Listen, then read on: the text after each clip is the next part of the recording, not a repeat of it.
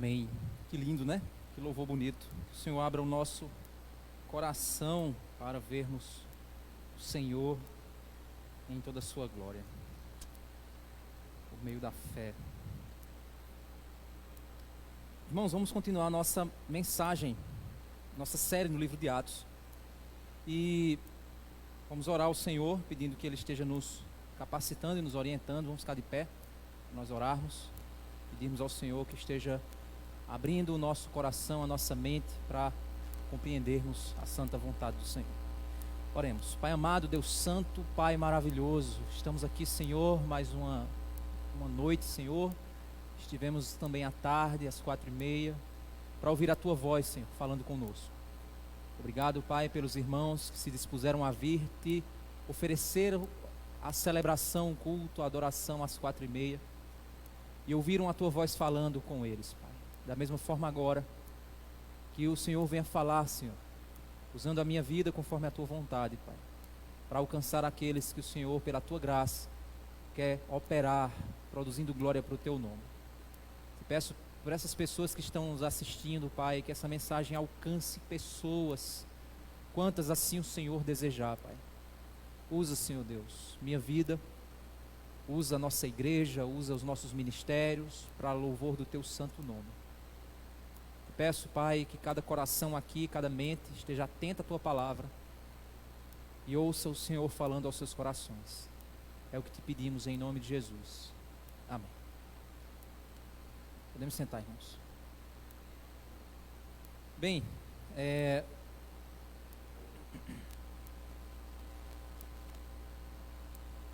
eu só fazer o cálculo aqui do tempo. Ok. Bem, a nossa mensagem hoje ela tem como tema homens comuns fazendo obras incomuns e Deus operando o incomum na vida deles. Você já leu biografias? Talvez você tenha lido alguma biografia, história de alguém, ou talvez assistiu um filme, né? Recentemente eu assisti um filme, recomendo, na Prime Video. É um filme chamado The Darkest Hour, a hora obscura, né? A hora negra. É um filme que conta a história de Winston Churchill, no período da Segunda Guerra Mundial, quando ele assumiu a Inglaterra num período de grande crise. E é interessante que o filme apresenta ele, um homem imperfeito, mas fazendo um ato heróico. E é interessante você perceber isso, que normalmente as biografias, as histórias, né, no cinema ou nos livros, normalmente pintam, a sua maioria, elas pintam personagens heróicos, perfeitos, que não têm falhas. Normalmente é assim. Mas uma das maravilhas da palavra de Deus e que nos faz entender que a palavra de Deus é de fato de Deus, é porque os homens que escreveram, eles não omitiram em nada os seus defeitos. Eles não omitiram em nada as suas imperfeições. Sabe por quê? Porque esses homens, em tudo que faziam, eles queriam exaltar que somente o Senhor é o perfeito, somente o Senhor é o digno de todo louvor, somente Ele é quem faz a obra, não somos nós. Vamos ler o texto lá de Atos capítulo 15, do verso 36 ao verso 41. E a gente vai entender um pouquinho do contexto do que a gente vai analisar aqui hoje. Atos 15, do 36 ao 41.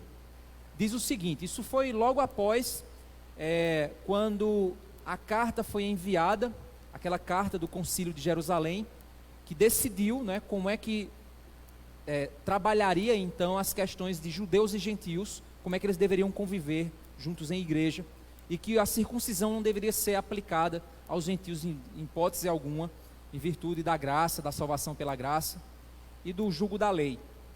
E aí, depois desse momento, quando a carta é distribuída e muitos estão lendo para a carta do Concílio de Jerusalém, nós vemos o seguinte no verso 36. Alguns dias depois, Paulo disse a Barnabé, Paulo tomou a iniciativa, chamou Barnabé e disse o seguinte: vamos voltar e visitar os irmãos em todas as cidades nas quais anunciamos a palavra do Senhor, para ver como estão. Paulo está se referindo à primeira viagem missionária. Essa primeira viagem missionária, ela durou em torno de 2 anos. Os estudiosos das Escrituras, eles conseguem fazer um levantamento de datas de maneira muito aproximada. Os erros são dos mais... Tem erros de 1 ano, 2 anos, 3 anos, 10 anos, mas eles conseguem fazer um levantamento das datas com base em afirmações que são dadas em várias epístolas ou em vários outros locais, narrativas, que são fatos históricos que são citados. E em cima disso, você vai juntando esse quebra-cabeça e você consegue ter uma visão das datas. Acredita-se que a primeira viagem missionária do apóstolo Paulo, ela durou em torno de 2 anos. Ou seja, ele ficou 2 anos para completar a primeira viagem missionária dele, certo? Aqui Paulo está então propondo, na segunda viagem missionária, ele está propondo, primeiramente, passar por todas as cidades que eles haviam visitado. Então, se a gente for parar para pensar, demoraria pelo menos uns 2 anos aí de trajetória para passar de novo por todos os locais. E aí Paulo propôs, vamos lá, vamos fazer outra viagem. Então provavelmente ele já estava vislumbrando uma viagem muito mais longa. Mas ele propôs isso então para Barnabé. Verso 37, Barnabé queria levar também João, chamado Marcos, João Marcos. Mas Paulo não achava justo levar aquele que tinha se afastado deles desde a Panfilha, não os acompanhando no trabalho. O que aconteceu? Algumas mensagens atrás, a gente vai voltar nesse texto também, nós vimos que João Marcos, na primeira viagem missionária, mais ou menos na metade da viagem, João Marcos desistiu. Ele simplesmente jogou a toalha e disse, vou voltar para casa. E voltou para Jerusalém, que é onde era a casa dele, onde ele morava, onde a mãe dele morava. Ele, um jovem, no momento do aperto, na primeira viagem missionária, havia passado, são aproximações, havia passado em torno de 1 ano, mais ou menos, pelo menos na metade da viagem, eles haviam percorrido metade do trajeto. João Marcos disse, não quero mais participar disso, vou voltar para casa. E Paulo, então, diante dessa desistência de João Marcos, Paulo não achou interessante que Barnabé levasse João Marcos nessa viagem. João Marcos era primo.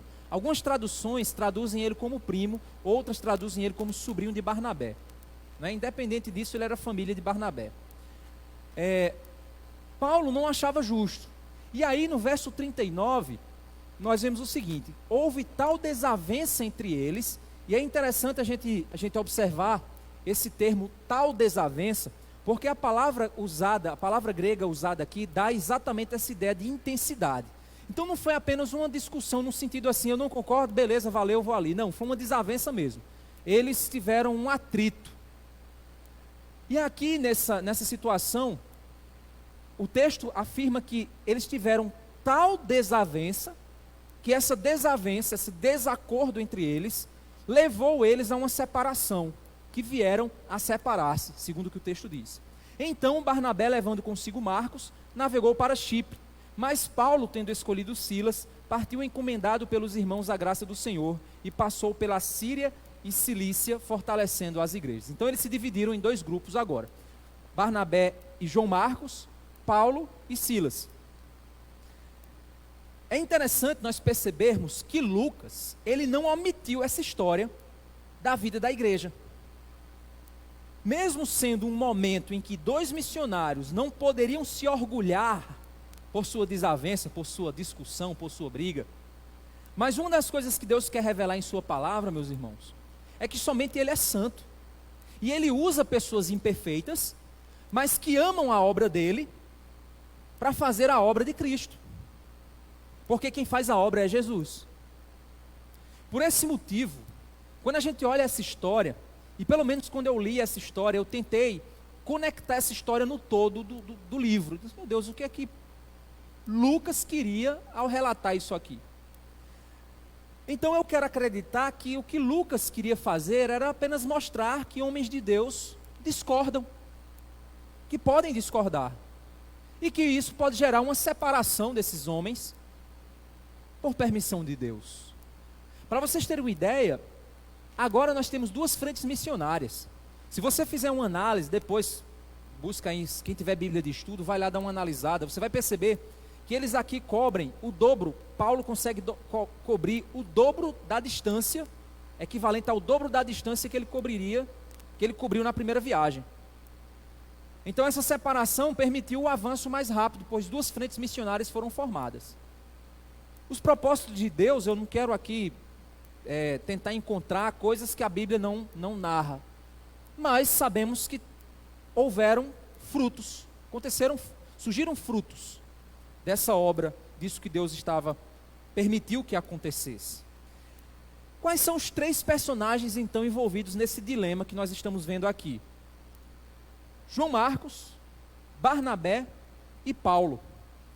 Diante disso, eu tracei aqui um tipo de linha do tempo, dentro do livro de Atos e de outros livros da Bíblia, para a gente tentar conhecer um pouquinho da vida desses homens, focando na vida deles e aquilo que a Bíblia narra a respeito deles. Às vezes a gente lê a passagem e desconecta um pouco de algumas coisas que as passagens estão dizendo e que para nós é interessante a gente refletir. Então, vamos lançar o foco sobre esses personagens e tentar entender um pouquinho quem esses homens eram e ver o que foi que Deus então fez a partir de tudo isso que Lucas está relatando aqui.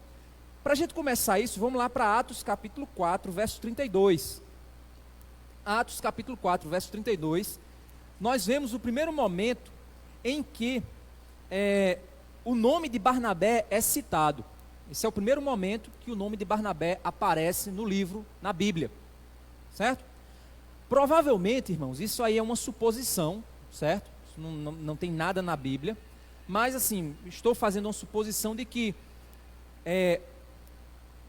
Barnabé, provavelmente, ele se converteu no período de Pentecostes, provavelmente, a conversão dele ocorreu ali em Pentecostes. Tudo bem, Barnabé, isso aí você pode discordar e dizer que eu errei, porque isso aqui é uma opinião minha, certo? Então não é inerrante não, é uma opinião minha. Mas a primeira vez em que ela aparece é exatamente no segundo relatório a respeito de como viviam os novos convertidos, que é exatamente em Atos capítulo 4, verso 32. Diz o seguinte: da multidão dos que creram era um coração e alma, ninguém considerava exclusivamente sua nenhuma das coisas que possuía. Tudo, porém, lhes era comum. Com grande poder, os apóstolos davam testemunho da ressurreição do Senhor Jesus. E em todos eles havia abundante graça. Não havia nenhum necessitado entre eles, porque os que possuíam terras ou casas, vendendo-as, traziam os valores correspondentes e os depositavam aos pés dos apóstolos. E então se distribuía a cada um conforme a sua necessidade. Verso 36. Então, José, a quem os apóstolos chamavam Barnabé, aí aparece Barnabé, que quer dizer filho da consolação, um levita natural de Chipre, vendeu um campo que possuía, trouxe o dinheiro e depositou aos pés dos apóstolos.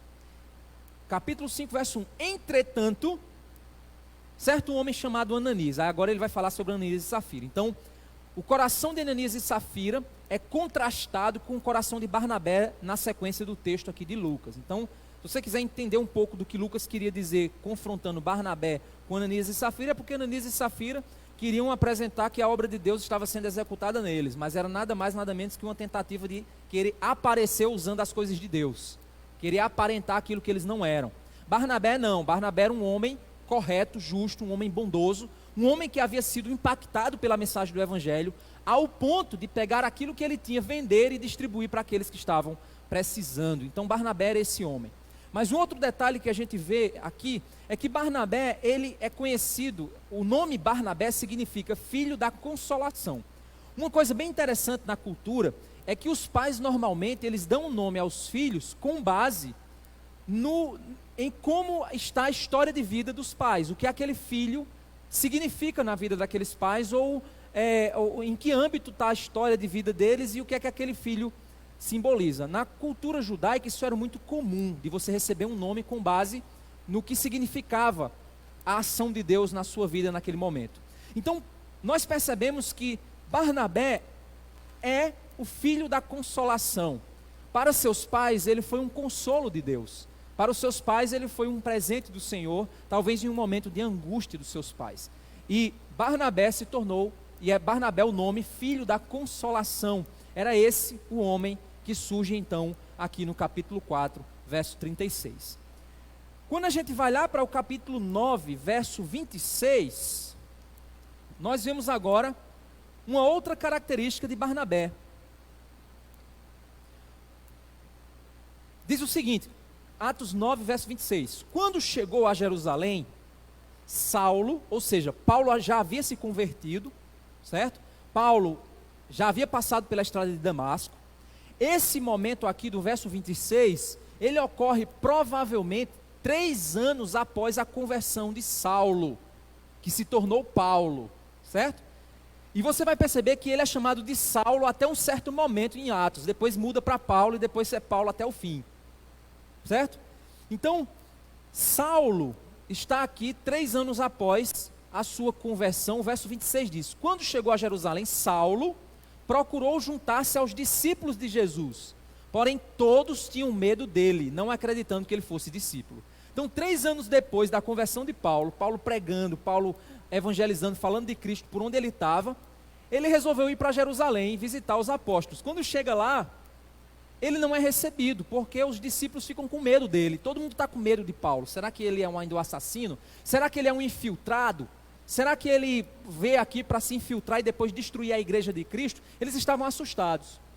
Mas olha que interessante o verso 27. Mas, a palavra que ele usa, contraste, mas Barnabé, tomando-o consigo, levou-o aos apóstolos. Contou-lhes como Saulo tinha visto o Senhor no caminho e que o Senhor tinha falado com ele. Também contou como em Damasco Saulo tinha pregado ousadamente em nome de Jesus. E Saulo ficou com eles em Jerusalém, entrando e saindo, pregando ousadamente em nome do Senhor. Falava e discutia com os helenistas, mas eles procuravam matá-lo. Interessante isso, né? Barnabé, observando a Paulo, olhou para Paulo e disse assim: esse jovem tem potencial. Deus tem uma obra na vida desse jovem. Deus tem uma obra na vida desse homem. Deus escolheu esse homem para um trabalho especial. E aí Barnabé, ele foi lá e disse: vem cá que eu vou apresentar você aos apóstolos e vou testemunhar a respeito do que Deus está fazendo na tua vida. E Barnabé toma a frente e incentiva Paulo, e incentiva os apóstolos a receberem Paulo, a confiarem nele e a depositarem sobre Paulo a responsabilidade como pregador, daquilo que Deus estava fazendo. E Paulo continua ousadamente pregando, com muito poder, com muita ousadia. Mas agora Paulo é ameaçado de morte. Aí o verso 30 diz: quando isto chegou ao conhecimento dos irmãos, levaram Saulo até Cesareia e dali o enviaram para Tarso, que era a terra natal. Ou seja, volta para casa, Paulo, passa um tempo lá, porque você está sendo ameaçado de morte. É interessante isso, porque o assassino Paulo é protegido por aqueles que ele matava. Interessante isso. Os que eram assassinados por Paulo se preocupam com a integridade dele e dizem: espera aí, para você não ser morto pelo que você é, e o que fazia você matar alguém, era o que você é hoje, volta lá para Tarso, volta para a tua terra, passa um tempo lá para você não ser morto. Isso é interessante. Barnabé no meio disso tudo. Quando a gente percebe em Atos capítulo 11, verso 19, vamos lá para Atos capítulo 11, verso 19, tem uma outra característica de Barnabé que é citada aqui. Pela segunda vez, 11, 19, está aqui, estava lendo 11, 9. Os que foram dispersos, a partir da perseguição que começou com a morte de Estevão, se espalharam até a Fenícia, Chipre e Antioquia, não anunciando a palavra a ninguém que não fosse judeu. Alguns deles, porém, que eram de Chipre e de Cirene, que foram até Antioquia, falavam também aos gregos, anunciando-lhe o evangelho do Senhor Jesus. A mão do Senhor estava com eles e muitos crentes se converteram ao Senhor. Isso aqui é um relatório dado logo após a conversão de Cornélio, e quando Pedro relata que um gentil se converteu e recebeu o Espírito Santo de Deus como um judeu recebeu também. E agora a perseguição se intensifica, mesmo por conta da perseguição de Estevão, a pregação se intensifica e o evangelho está avançando no mundo dos gentios, principalmente aquela região ali. Verso 22, a notícia a respeito deles chegou aos ouvidos da igreja que estava em Jerusalém, a igreja apostólica, a igreja dos apóstolos lá em Jerusalém. e enviaram Barnabé até Antioquia. Barnabé estava lá em Jerusalém e disse: Barnabé, vai lá, dá uma olhada no que está acontecendo. Verso 23. Quando ele chegou e viu a graça de Deus, ficou muito alegre, e exortava todos a que com firmeza de coração permanecessem no Senhor, porque era homem bom. Olha só o relatório que se dá de Barnabé: porque era homem bom, cheio do Espírito Santo e de fé, e muita gente se uniu ao Senhor. Depois Barnabé foi a Tarso, à procura de Saulo, e quando o encontrou, levou-o para Antioquia, e durante um ano inteiro se reuniram naquela igreja e ensinaram numerosa multidão. Em Antioquia, os discípulos foram pela primeira vez chamados de cristãos. Olha que interessante. Olha o que Barnabé faz. Barnabé vai lá para Antioquia, vê o tamanho da seara, vê que o negócio está acontecendo, a coisa é grande, Deus está movendo. Ele pensa logo em quem? Aquele rapaz lá que a gente deixou lá em Tarso. Deixa eu buscar ele. E aí ele vai buscar Saulo, para Saulo se unir a ele naquela missão, durante um ano ensinando, junto com Barnabé, ensinando a palavra de Deus àqueles gentios que haviam se convertido naquela região. Irmãos, a gente percebe que Barnabé, ele é um homem, é um incentivador, é um visionário. Ele olhava para alguém, ele via o potencial e ele dizia assim: eu vou investir na vida dessa pessoa. Desculpa, a voz já está indo embora.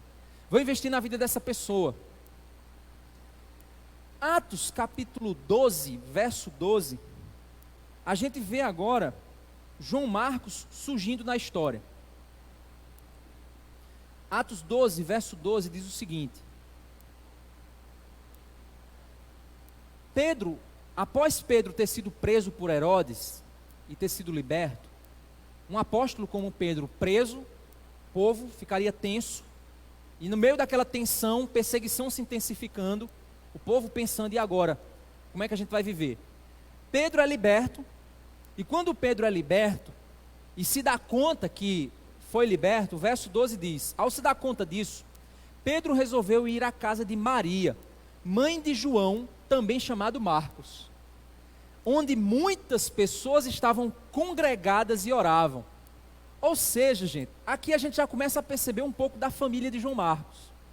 A mãe de João Marcos, no meio da crise, o que foi que ela fez? Reuniu um grupo de homens, um grupo de pessoas, homens, mulheres, crianças, reuniu na casa dela esse grupo de pessoas para orar por Pedro. Isso é interessante, porque a gente percebe que no meio dessa situação tensa que eles estavam vivendo. Obrigado, meu irmão. Obrigado. No meio dessa situação tensa que eles estavam vivendo, a gente percebe que a mãe de João Marcos era uma mulher de oração. Então, se ela era uma mulher de oração e no meio da perseguição ela abria a casa dela para receber cristãos que estavam sendo perseguidos, então com certeza essa mulher era uma mulher envolvida na obra de Deus, comprometida na obra de Deus. Era uma mulher que de fato estava se entregando à obra de Deus. Então não era uma família que João Marcos apareceu como o primeiro crente, mas era uma família que de fato estava ali envolvida, comprometida no meio do movimento que Deus estava realizando. Outro fato também é que é aqui que a gente percebe que João Marcos morava em Jerusalém. Por isso que quando ele desiste e volta para Jerusalém, ele está voltando para onde? Para a casa dele. Isso mostra ainda mais a intensidade da desistência de João Marcos. João Marcos, ele não desistiu para ir para outra missão. Ele desistiu para voltar para casa. Ou seja, ele desistiu mesmo. Ele disse assim: sabe uma coisa? Eu vou voltar lá para minha mãe, comer a comida da minha mãe, dormir na minha cama. Eu vou voltar para casa. Eu não quero mais esse negócio, não. Atos 12, 25, a gente percebe outra coisa interessante. Barnabé e Saulo, cumprida a sua missão, voltaram de Jerusalém, trazendo consigo João, também chamado Marcos. Então, Barnabé e Saulo, é a partir daqui que você começa a ver João Marcos andando com Barnabé e Saulo. Então, ele já está envolvido aqui na obra. Atos 13, verso 1, a gente vê uma citação interessante a respeito de como eram vistos Paulo e Barnabé. Havia na igreja de Antioquia profetas e mestres: Barnabé, Simeão chamado Níger, Lúcio de Cirene, Manaém, que tinha sido criado com Herodes, o tetrarca, e Saulo. Enquanto eles estavam adorando o Senhor e jejuando, o Espírito Santo disse: separem-me agora Barnabé e Saulo para a obra a que os tenho chamado. Quem uniu Barnabé e Saulo? O Espírito Santo de Deus. Deus formou essa frente missionária, Barnabé e Saulo. É interessante, irmãos, um detalhe, e aí é só entra no aspecto da suposição, certo, gente? Você não pode pegar isso e tornar isso inerrante, porque uma das coisas que, para que seja inerrante, é que a Bíblia diga isso, claramente. Se a Bíblia disser é assim que acontece, tal, e você dizer realmente é assim que acontece. Então entra no âmbito da especulação. Toda vez que você faz uma lista, nas Escrituras, pelo menos acredita-se que aconteça isso. Quando você faz uma lista, você normalmente lista dos mais importantes ou dos que têm maior evidência para os que têm menos evidência. Normalmente é assim. Algumas exceções acontecem quando cita-se casais. Por exemplo, Priscila e Áquila, Áquila e Priscila. Às vezes cita Priscila e Áquila, às vezes cita Áquila e Priscila. Mas vocês já perceberam que a gente tem esse costume mesmo? Quando a gente chega, por exemplo, se você é mulher e tem mais costume de conviver com a esposa de alguém, você diz assim o nome dela e o nome dele. Né? Normalmente quando é homem, o nome dele e o nome dela. Ou seja, normalmente vem rapidamente na sua mente o nome que você acha que conecta mais a noção de que aquilo importa para você. Não estou dizendo, como eu falei para vocês, que isso é inerrante não, irmãos. Mas é interessante porque você vê que quando ele cita a lista, ele coloca Barnabé no início, Saulo no fim. Isso acontece também na ordem Barnabé e Saulo. A gente vai ver isso aqui também, que interessante. Aí você anota e quando você chegar em casa, depois se você quiser, você dá uma verificada nisso. Você vai perceber que isso que eu estou falando é interessante e acontece mesmo no texto bíblico. Então o Espírito Santo uniu Barnabé e Saulo para uma viagem missionária. Mas perceba, Barnabé e Saulo. Olha a ordem dos nomes e olha o nome, Saulo. Ainda não é Paulo, é Saulo. Guarde isso aí no seu coração. Atos capítulo 13, no verso 5, é onde acontece a desistência de João Marcos. Verso 4 diz: Barnabé e Saulo, enviados pelo Espírito Santo, foram até Seleucia e dali navegaram para Chipre. Quando chegaram a Salamina, começaram a anunciar a palavra de Deus nas sinagogas judaicas. Tinham também João como auxiliar. Não, aqui é onde João é citado como auxiliar deles. Ou seja, João está aqui junto com eles. Quando você vai no verso 13, diz o seguinte: e navegando de Pafos, Paulo e seus companheiros viajaram a Perge da Panfilha. João, porém, deixando-os, voltou para Jerusalém. Mas eles, saindo de Perge, chegaram a Antioquia. Ou seja, Barnabé e Saulo continuaram a viagem, João Marcos desistiu, voltou. Certo? Lucas citou isso aqui. Aí Lucas continua. Lá na frente, Lucas cita a desavença que aconteceu por causa disso aqui. É interessante isso. Por que Lucas quis deixar isso aqui? Não poderia... Para pensar. Aqui um episódio desse, Lucas vai... Não bota isso não, pai. Bota só aquilo que vai edificar. Os problemas você tira. Viu, Lucas? Tira aí. Não. Deus disse, você vai citar a desavença de Paulo e Barnabé, e você vai citar a razão, e vai citar em que momento foi que isso aconteceu. Por que isso aconteceu. E é interessante a gente guardar no nosso coração essas coisas. Então, se a primeira viagem missionária de Saulo e Barnabé durou 2 anos, o que é que Marcos viu e o que é que Marcos não viu? Marcos, ele viu Salamina, uma viagem pelo mar, onde ele viu Barnabé e Saulo pregando nas sinagogas. Pafos, viagem por terra, onde Saulo encontrou Elimas, o mágico que estava possuído por demônio, e ali Saulo expulsa o demônio. O que foi que Marcos não viu então da primeira viagem? Aí Marcos desistiu, a partir daí ele já não participa mais.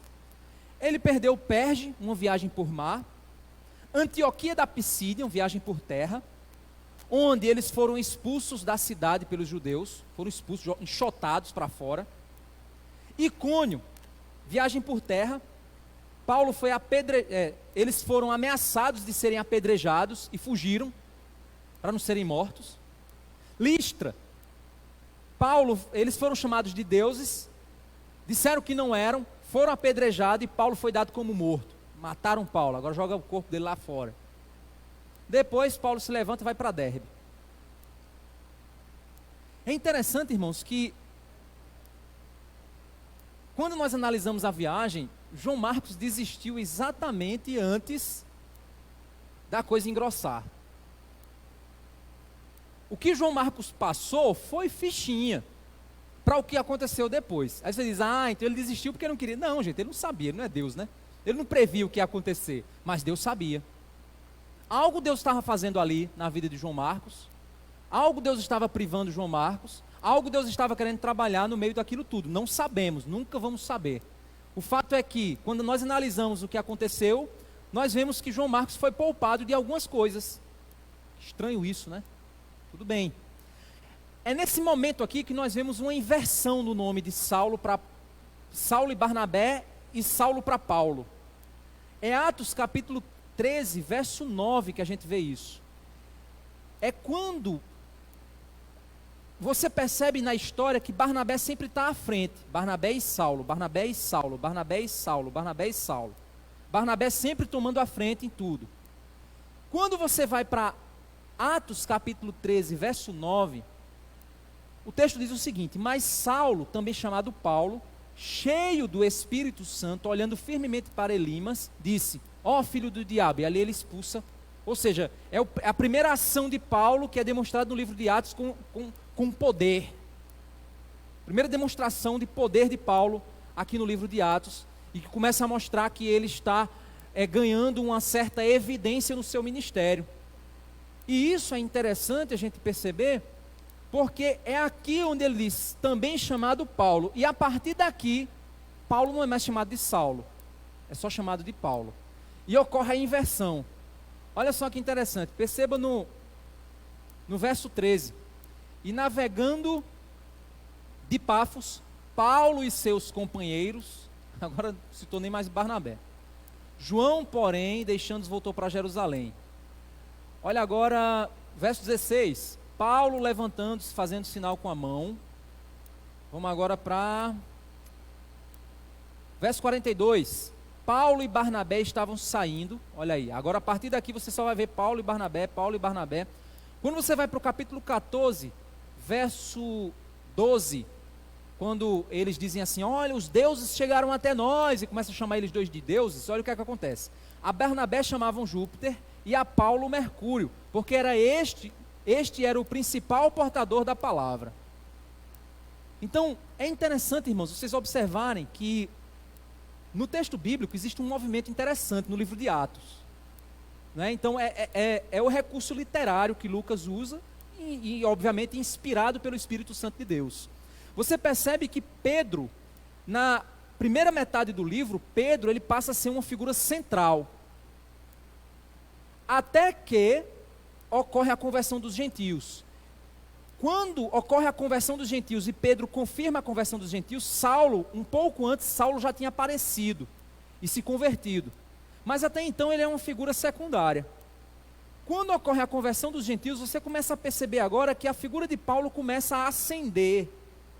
Quando a figura de Paulo começa a ascender, antes vem a figura de Barnabé e ascende na frente de Paulo, prepara o caminho, põe Paulo na posição que Deus espera que ele esteja, e a partir de um certo momento, ocorre uma inversão agora de Paulo, Saulo vira Paulo, e toma a frente naquilo que o livro de Atos torna ele um personagem principal até a parte final. Por que isso acontece, irmãos? Porque Paulo se torna um apóstolo dos gentios, ele se torna aquele que prega para os confins da terra, chegando até Roma.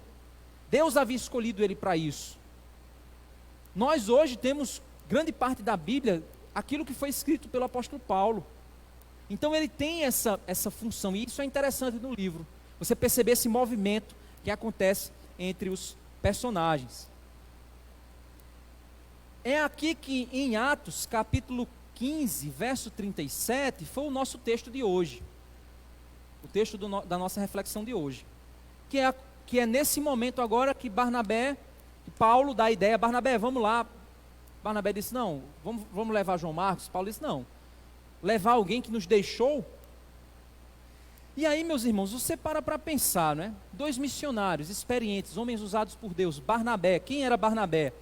Filho da consolação, um homem bondoso, um homem generoso, um homem gracioso, um homem incentivador daqueles que estão começando, um homem que olhava para o jovem, viu o potencial dele e dizia: eu vou investir nele, eu vou preparar ele. Você já viu pessoas assim, que tem o prazer de facilitar? Fulano, não, eu vou te apresentar ali a fulano para te conhecer. Para quê? Para dar a direção na vida daquela pessoa. Era alguém que tinha um coração investindo em vidas. Ele olhava para as vidas e ele queria investir em vidas. Paulo, a gente já percebe que é um homem que foi escolhido por Deus para sofrer pela palavra. Missionário. Um homem que olhava para a obra e dizia: tem que ser feito, bora fazer. O que é que está faltando? Bora, vamos trabalhar. E nós vemos agora João Marcos também, esse jovem que começou uma família de crentes, começa como um acompanhante desses 2 grandes missionários, que foram grandes missionários no meio dos gentios. A maior igreja gentílica do início era Antioquia, e eles eram as 2 figuras principais. Esses 2 grandes homens tinham esse João Marcos como seu auxiliar. E esse João Marcos, esse jovem que desiste com medo, medroso, que olha para frente e diz: não, eu não quero isso para a minha vida não, eu desisto. Esse jovem se torna o pivô da divisão desses 2 grandes homens de Deus. E aí você pode perguntar: mas e aí? Eles tinham razão para discordar? Vamos lá. Primeiro, Paulo, como é que Paulo pode ter pensado? Se a gente pegar Provérbios 25, para você ver que a Bíblia, irmãos, você pode usar para provar os 2 pontos, usando a Bíblia. Tanto um está certo como... Só é você isolar alguns textos. E aí você prova que um está certo e que o outro está errado. Se a gente for pegar Provérbios capítulo 25, verso 19, diz o seguinte: como dente quebrado e pé desconjuntado é a confiança no desleal, no tempo da angústia. Ou seja, como dente quebrado. Imagina você com dente... Você já tentou comer com dente quebrado? Coisa chata, mal da boca, ai meu Deus. Como pé desconjuntado. O cabo está com o pé lá, quebrou o pé lá, está todo enfaixado. E aí, como é que você pode confiar para correr se um ladrão vier atrás de você? Não confia, vai machucar. Então, como dente quebrado e como pé desconjuntado é a confiança no desleal. Quem não foi leal, quem te traiu, quem te deixou na mão, na hora da angústia vai te deixar na mão. Então você vai confiar num cara desse? Na hora que você precisar: ei fulano, cadê fulano? O canto mais limpo. Fulano foi embora. Aí você diz: não pastor, mas não é bem assim não. Ok, deixa eu fazer uma pergunta aqui. Você emprestaria dinheiro a alguém que na primeira vez você emprestou e o cara não te pagou? E ainda não deu nem explicação por que é que ele não fez isso? Segunda pergunta: você confiaria deixar teus filhos com uma pessoa que na primeira vez que você deixou, por irresponsabilidade dela, o teu filho se machucou e foi parar no hospital? E você agoniado lá: o que foi que houve? Não, é porque caiu do primeiro andar. Meu Deus, você estava... Não, estava jogando no celular. Como é, rapaz? Aí depois você vai deixar seu filho de novo lá na casa dessa pessoa? Você não vai fazer isso, você não confia mais. Na hora da dificuldade você não pode contar com aquela pessoa. Aí nessa hora você está dizendo: realmente, Paulo tinha razão. Para pensar, um ambiente hostil. Paulo foi apedrejado e dado como morto. Botaram Paulo e Barnabé para correr várias vezes. Viagens longas de barco, que não é com ar-condicionado. Viagem a pé com sandália que não é havaiana, nem Raider. A cavalo que não tem um... Ou seja, e aí? O rapaz no primeiro ano correu, disse: não gosto disso não quero isso para a minha vida não. E aí, eu vou confiar, dividir minha carga com uma pessoa que talvez vai me deixar na mão de novo? Paulo poderia pensar assim. Mas e Barnabé? Barnabé poderia pegar o uso da história de Davi, o grande rei de Israel que caiu e Deus restaurou. E lá no Salmo 103, verso 3 e 5, diz assim: Davi, o Davi restaurado, o Davi perdoado, ele escreve, conversando consigo mesmo, ele diz o seguinte, a própria alma, ele diz assim: Ele é o que perdoa todas as tuas iniquidades, que sara as tuas enfermidades, que redime a tua alma da perdição, que te coroa de benignidade e de misericórdia, que farta a tua boca de bens, de sorte que a tua mocidade se renova como a da águia. Deus é um Deus de misericórdia, é um Deus de restauração, é um Deus de segunda chance. Você daria uma segunda chance a alguém que você olha para a pessoa e diz, rapaz, esse cabo ele vacilou, mas é porque ele vacilou mesmo, porque é inexperiente, é um cabo novo, um cabo inexperiente, tem tanto potencial esse menino. Você daria uma chance a uma pessoa que você vê potencial nela, para ser uma boa pessoa, e que você diz assim, se eu não der uma chance a essa pessoa, eu posso destruir a vida dela, não posso fazer isso. Você faria isso? Você estaria disposto a taxar alguém pelo resto da vida por uma escolha errada que ela fez, sabendo que ela pode se arrepender e pode mudar? Você faria isso? Você teria coragem de fazer isso? Se você tivesse o coração de Barnabé, talvez você não fizesse. Mas ao mesmo tempo, se você tivesse o coração de Paulo, você talvez pensasse, não vou contar com esse cara. E aí, quem estava certo na decisão? Irmãos, é difícil a gente dizer. Eu não estava lá para saber. Poderia acontecer um acordo? Talvez. Não, beleza, vamos usar um tempo de experiência com ele. Vamos dar umas tarefas para ele fazer. Se ele fizer, a gente, não sei, não sabemos, podemos julgar, podemos dar uma de... Pior coisa na vida, irmãos, é o que a gente conhece como engenheiro de obra pronta. Já viram falar disso? É a pior qualidade de gente, o engenheiro de obra pronta. Ele olha para as coisas feitas e diz, por que não fez assim? Você estava lá, miserável, para saber na hora que estava fazendo, tu estava na hora da agonia, aí vem agora dar pitaco, depois que está tudo pronto. Engenheiro de obra pronta é o pior engenheiro que tem, é o que só faz apontar o dedo e dizer que faria melhor, mas se você der a ele não faz.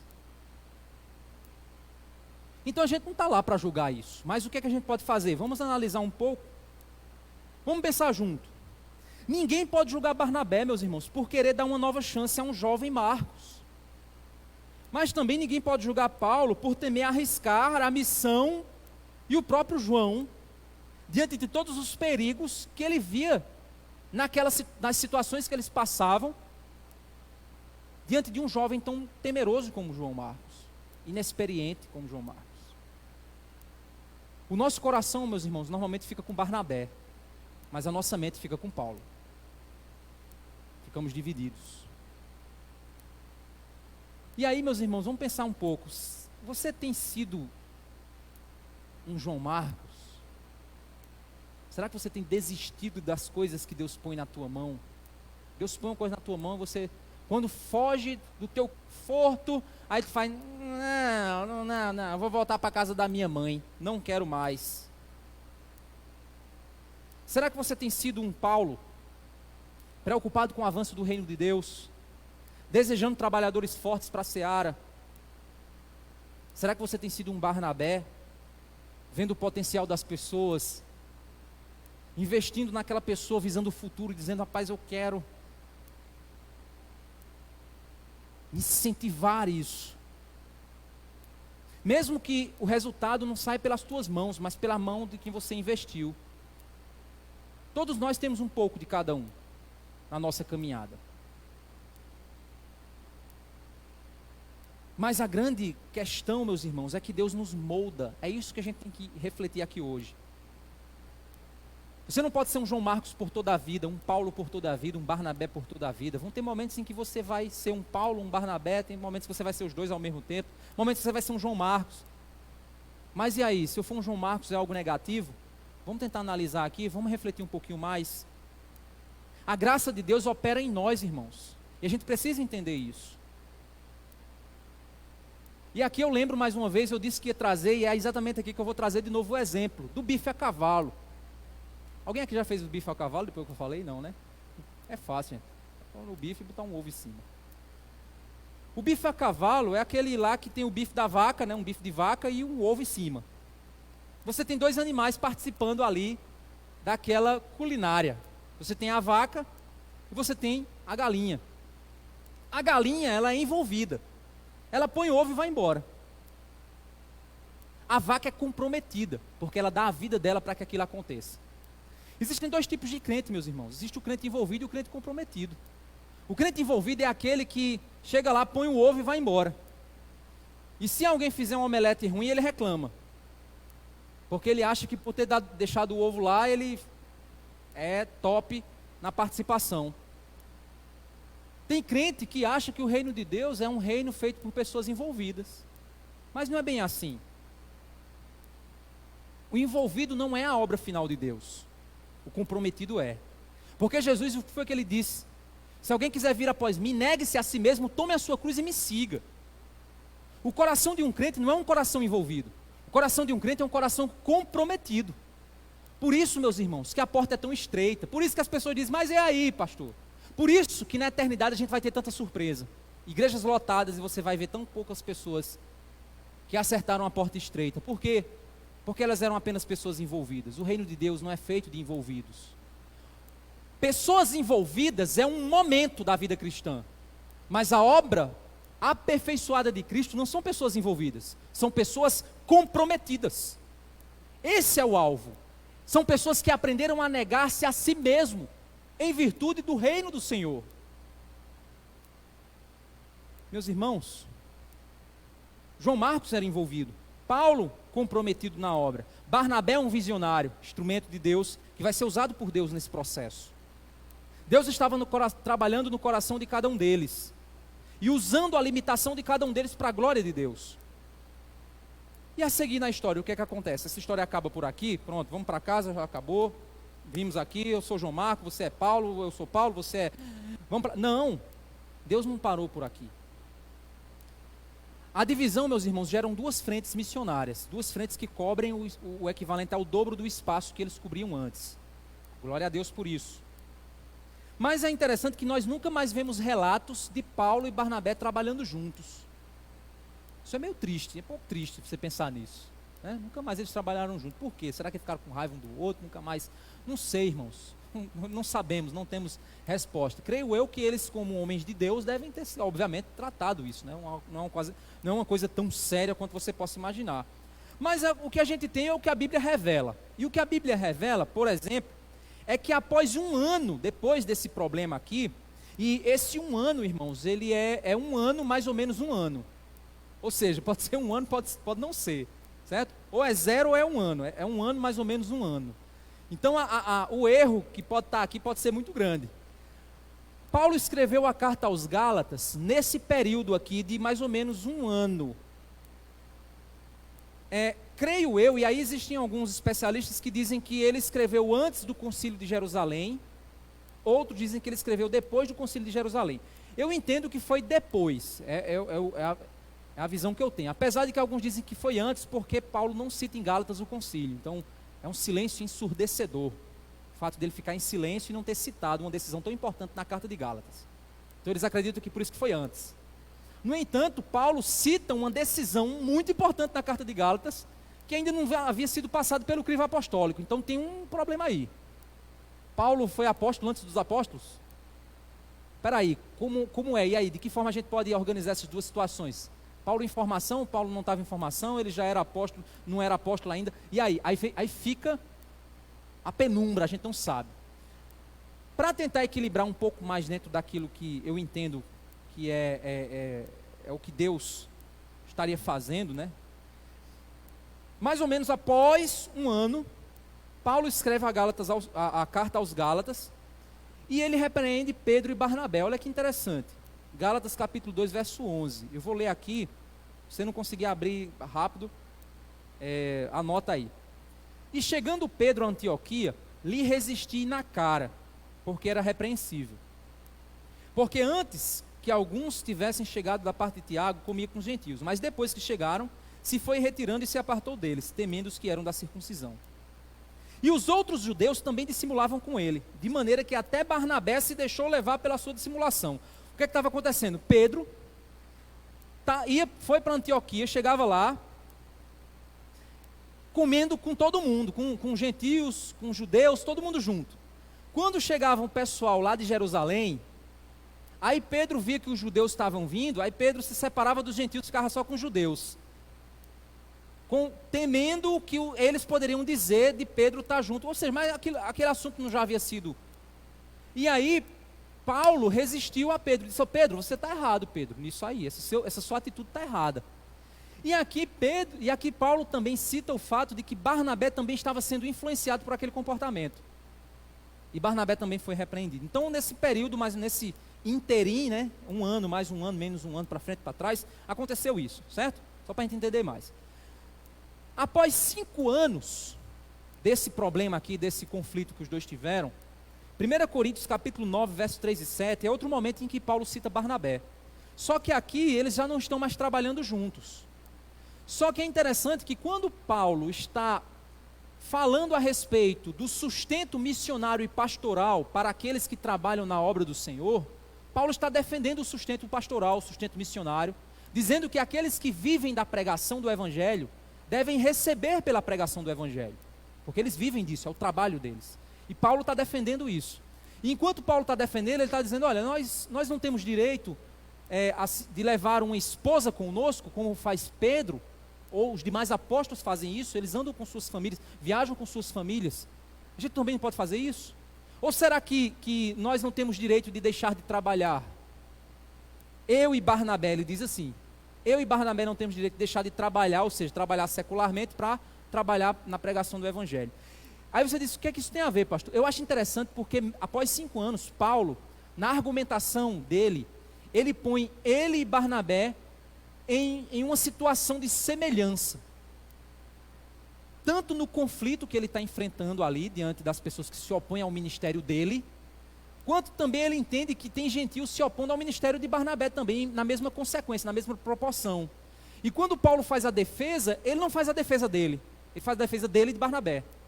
É como se o ministério de Paulo e Barnabé fossem ministérios semelhantes e que enfrentassem as mesmas dificuldades, estivessem equiparados. Isso é interessante da gente pensar.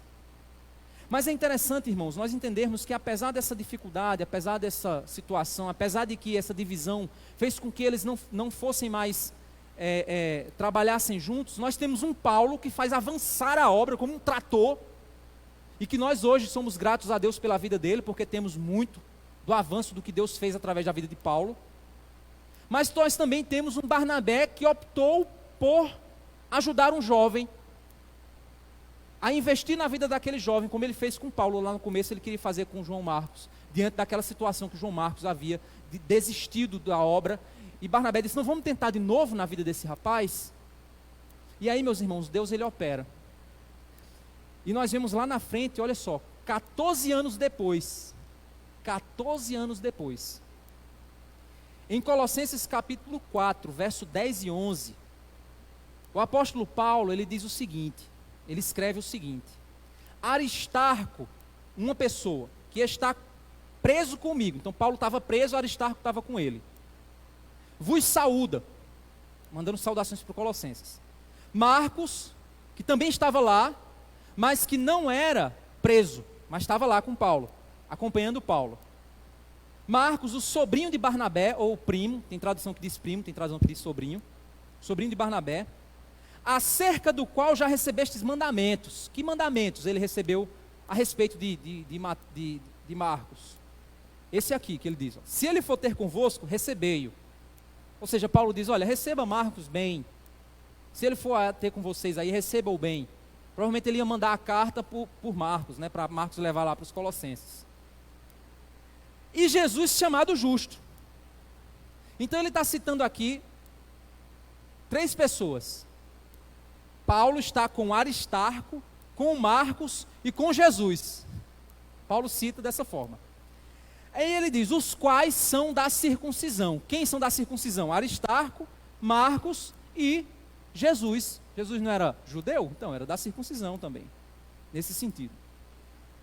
E aí ele diz, olha só o que é que ele diz desses 3 homens que estão com ele. São estes unicamente os meus cooperadores. Olha só que interessante. Paulo agora olha para João Marcos e diz, ele é meu cooperador. Tenho poucos cooperadores junto comigo no meio das minhas lutas e dificuldades. E Marcos é um deles. Mas não só isso. Para mim, tem sido consolação. Marcos se torna consolo na vida de Paulo. O jovem Marcos, que 14 anos depois já não era tão jovem assim, torna-se um dos cooperadores do ministério de Paulo, do preso Paulo, do velho Paulo. E agora também um consolo da parte de Deus na vida dele. Mas não para por aí. Aí 17 anos depois, Pedro, ele cita também Marcos, né, só a caráter de informação. A vós coeleita em Babilônia vos saúda, ou seja, a igreja saúda vocês. e meu filho Marcos. Pedro, o relacionamento que ele tinha com a família de João Marcos. 19 anos depois, ou seja, da confusão, 14 anos depois, Paulo chama Marcos de cooperador e consolação de Deus na vida dele. 19 anos depois da confusão, 2 Timóteo capítulo 4, uma das últimas epístolas que Paulo escreve, logo antes de morrer, de ser decapitado, ele diz o seguinte, ele diz um pouco antes, todos me abandonaram. 2 Timóteo capítulo 4, verso 11, só Lucas está comigo. Toma Marcos, traze-o contigo, porque ele me é muito útil para o ministério. Olha só, Deus transforma Marcos em alguém que Paulo diz, ele é útil demais para mim. Traz ele para cá. E aí, meus irmãos, numa carta que nós já estudamos pela internet, uma carta onde Paulo fala de perdão, restauração em Cristo, receber novamente o escravo fugido, o escravo que havia roubado o Senhor, havia traído o seu Senhor. Nessa mesma carta onde Paulo fala de perdão, Paulo fala de Marcos também, quando ele diz aqui, saúdam Epáfras, meu companheiro de prisão por Cristo, Marcos, Aristarco, Demas e Lucas, os meus cooperadores. Meus irmãos, Barnabé se torna alguém esquecido na história. Você não vê mais Barnabé sendo citado. Depois que eles se separam, você não vê mais citações da vida de Barnabé. Barnabé parece ser esquecido na história. Mas os investimentos que Barnabé fez não foram esquecidos. Deram resultado. Contribuíram para a obra de Deus. O investimento de Barnabé na vida de João Marcos foi consolo para Paulo. Foi cooperação para Paulo. Tornou João Marcos alguém útil no ministério. Barnabé foi alguém que fez a diferença na vida de Paulo, quando ninguém acreditava nele. Fez a diferença na vida de Marcos, quando nem Paulo acreditava em Marcos. Barnabé realmente era um grande homem de Deus. E você, meu irmão, tem sido um Barnabé na vida de alguém? Um incentivador, que mesmo que o teu nome não apareça, mas Deus está vendo o teu incentivo. Deus está vendo o que você está fazendo, as orações que você faz. Irmãos, eu fico muito abençoado. Tem pessoas que às vezes mandam mensagens assim, pastor, estava orando por sua vida. Pessoas que, na hora que está orando ali, vem na mente, ora e estou orando por sua vida. E eu tenho certeza, meus irmãos, que tem pessoas que talvez nunca participem talvez de um ministério evidente aqui na igreja, mas eu tenho certeza que essas pessoas oraram, e a oração dessas pessoas me sustenta aqui na obra que eu faço. E que talvez nem eu saiba que elas estão orando por mim. Talvez você é fruto da oração de alguém que você nem sabe que orou por você. Talvez você, quando era criança, alguém investiu na tua vida, um professor, impactou tua vida e você talvez nem lembre dele. Mas ele fez grande diferença na tua vida. Será que você tem sido um Barnabé na vida de alguém? Quem é o teu João Marcos? Será que alguém pode um dia dizer assim, ele foi uma grande diferença na minha vida? Mesmo que seu nome não seja citado, mas Deus sabe. E Ele tem escrito isso. E o teu galardão, por ser um instrumento de Deus, está nas mãos do Senhor. O apóstolo Paulo se torna um dos maiores evangelistas da história da igreja, o maior pregador do evangelho da graça. O ministério do apóstolo Paulo alcançou milhões de pessoas ao redor do mundo. Foi um instrumento de Deus. A graça de Deus operou grandemente por meio do ministério do apóstolo Paulo. Ele avançou de fato como ele queria. Entregou sua vida de fato como ele queria. Abriu mão de si de fato como ele queria. E João Marcos, meus irmãos, aquele jovem que estava apenas envolvido, perdido, amedrontado. Deus transformou aquele jovem, usando a vida de Barnabé, para estar com aquele que ele traiu, mesmo na prisão e na morte. Ele deixou de ser um desertor para ser chamado por Paulo de alguém muito útil no ministério. Isso só acontece quando nós deixamos Deus trabalhar na nossa vida. Você hoje é um crente envolvido, não é um crente comprometido. Não é essa a vontade de Deus na tua vida. A vontade de Deus na tua vida é que você seja alguém que se entrega como Paulo. A vontade de Deus para a tua vida é essa, de que você aprenda a negar-se a si mesmo, tomar a sua cruz e seguir a Cristo, amando mais a Cristo do que o mundo. A vontade de Deus é essa para a tua vida. Se você hoje ainda é um crente envolvido, meu irmão, entregue-se ao Senhor para que Ele transforme você em um crente comprometido com o reino de Deus, com a causa do Evangelho, que se entrega, que abre mão da agenda, que abre mão do conforto, que realmente quer viver para a glória de Deus, quer operar, quer que Deus opere através de você na vida de alguém, que seja útil para o ministério do Senhor Jesus. Você precisa abrir seu coração para isso. Você precisa abrir sua vida para isso. Deus não quer um crente envolvido até o resto da vida. Ele quer transformar você em alguém que se compromete. Meu irmão, se até o fim da tua vida você não se comprometer com o reino de Deus totalmente, eu desconfio da tua salvação. Meus irmãos, não levem o reino de Deus no banho-maria. Não levem o reino de Deus como o somebody love, é lá, é cá, fazendo de conta. Não faça isso, você está se enganando. Existe um custo. Existe um custo. E o custo é abrir mão de si mesmo. Você já orou no teu quarto dizendo assim: Senhor, não me importa o que o Senhor queira de mim, mas faça o que o Senhor quiser da minha vida. Você já fez isso? Você já orou assim? Dizendo: não importa se é doença, se é morte, não importa, Deus, não importa, me usa, me consome. Você já fez isso? Você já orou assim? Se você não orou assim, meu irmão, você não é crente. Você não entendeu o que é negar a si mesmo. Pastor, mas eu sou crente, eu tenho convicção da minha vida eterna, mas é porque realmente eu sou medroso.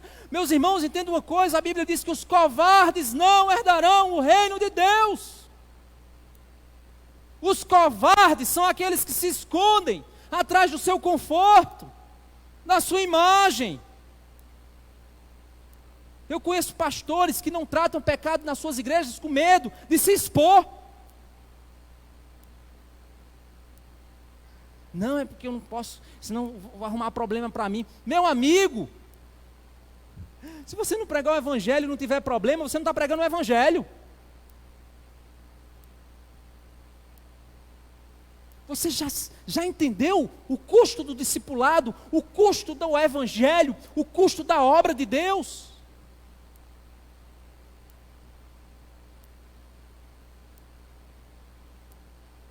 Deixa Deus trabalhar na tua vida, meu irmão.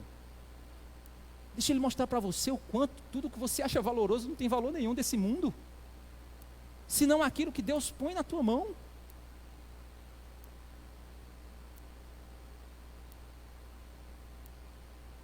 Recentemente, uma visita que eu fiz na casa de um casal na nossa igreja, o senhor me perguntou assim: pastor, no céu como é que vai ser?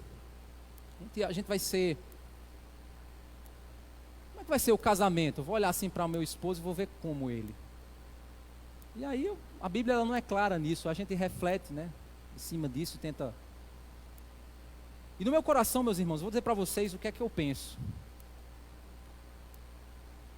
Eu tenho uns brinquedos na minha casa, uns bonequinhos dos Cavaleiros do Zodíaco. Eles estão meio estragadinhos, bichinho. Uns bonequinhos assim. Que a minha infância, eu brinquei tanto com aquilo. Eu olho para eles, tem tanta história que eu imaginei na minha cabeça usando eles. Tantos momentos bons da minha infância que me dão saudade. Mas você nunca vai me ver pegando aqueles bonecos e brincando hoje com o mesmo prazer.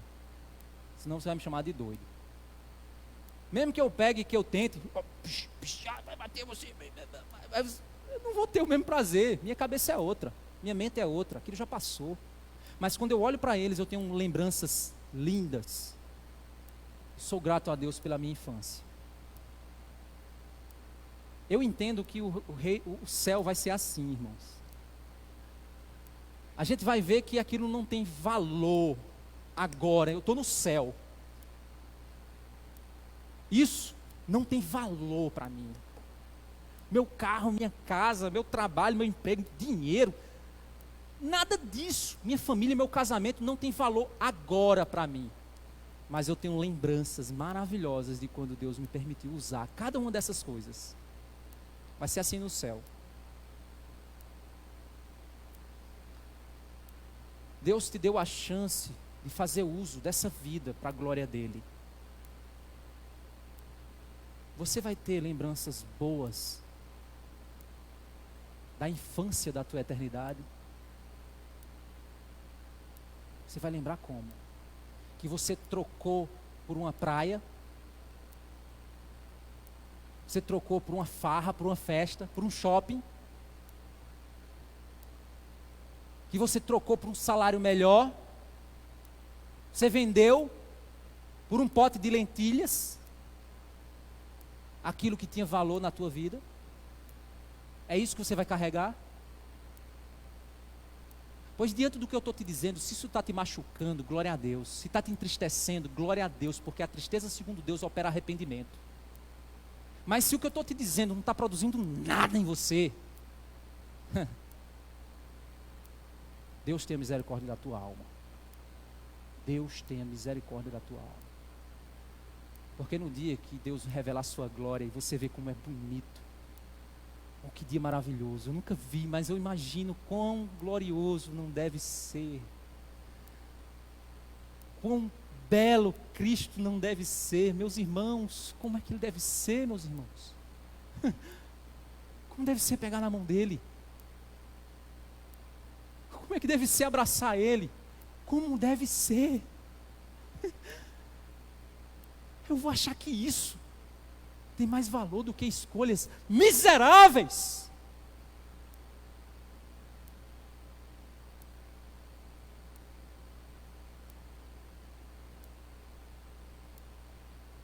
Se eu espero em Cristo somente nesta vida, eu sou o mais miserável de todos os homens. Eu não preciso ensinar para ninguém o valor do ouro. Você sabe que o ouro vale.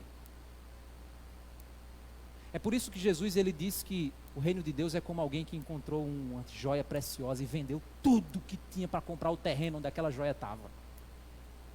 Porque ele entendeu o valor que ela tinha. Você é um crente envolvido? Transforme-se em um crente comprometido. E outro ponto, irmãos, que eu louvo a Deus. Nessa mensagem aqui, meus irmãos, que como pastor, eu fiz aqui a progressão, né, das datas, um mapa, né, cronológico no livro de Atos, dá um período mais ou menos de 30 anos, o livro inteiro, relatando, né? Às vezes, meus irmãos, eu me considero uma pessoa que espera as coisas rápidas demais. E aqui, nós temos uma posição, pode ser que isso tenha acontecido antes, mas nós temos uma posição de que João Marcos se torna alguém diferente 19 anos depois. Eu estou há 5 anos aqui na igreja.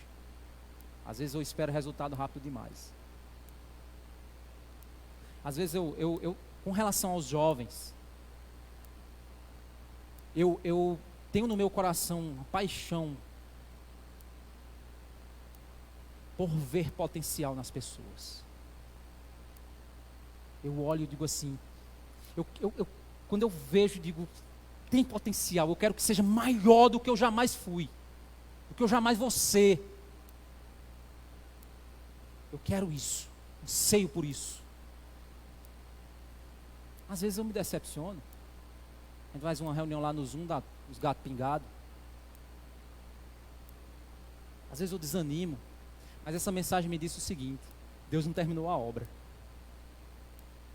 E daqui a 19 anos, eu não sei onde eu vou estar, mas cada um dos jovens meninos aqui, os que estão ainda até na barriga, quem sabe, eu vou poder dizer, eles são úteis demais no ministério.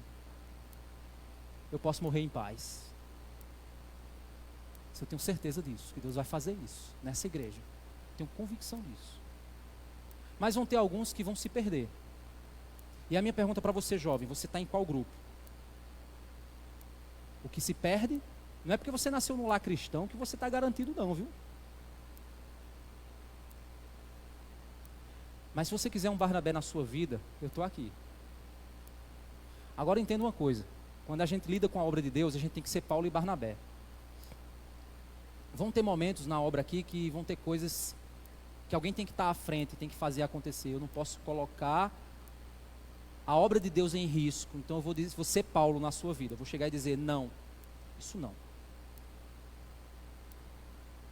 Do outro lado eu vou ser Barnabé e dizer, senta um pouquinho aqui, vamos conversar. Vamos tratar isso.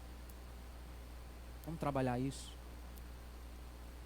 Recentemente teve um jovem que eu chamei a atenção dele, o cara ficou com raiva de mim. Passou mais ou menos 2 semanas com a cara desse tamanho pro meu lado. Michele me viu preocupado em casa. Michele disse assim, amor, deixa isso pra lá. Eu digo, sabe que eu sou assim? Aí eu fiquei com aquele remoendo na minha cabeça, remoendo na minha cabeça, remoendo na minha cabeça. Aí depois Deus falou ao meu coração, deixa passar o tempo, deixa ele ficar adulto. Que ele vai chegar para você e vai dizer, pastor, obrigado. Porque você foi duro comigo naquela hora. Obrigado. E eu espero ouvir isso um dia. Mas não por minha causa. Por aquele que a gente crê que ele está operando. Que Deus nos abençoe, irmãos. Que sejamos transformados para sermos comprometidos com a obra do Senhor. Vamos orar? Ficar de pé? Senhor Deus Pai amado, Deus Santo, ó Pai, o Senhor está operando em nossas vidas, Pai. A maneira como o Senhor trabalha é tão maravilhosa, Senhor. Nós podemos descansar sabendo que o Senhor nunca vai perder o teu tempo, Pai. O Senhor nunca vai perder, Senhor. Obrigado por tua bondade. Obrigado por entender que tua mão está muito acima da nossa e agindo em lugares que a gente nem imagina, Senhor. Nos ajuda, Pai, a sermos Barnabés na vida daqueles que precisam de encorajamento, mas também sermos Paulo quando a tua obra precisa avançar. E se nós estivermos desencorajados como João Marcos, nos transforma, Senhor, para que a gente seja útil na tua obra. É isso que te pedimos, Pai, em nome de Jesus. Amém.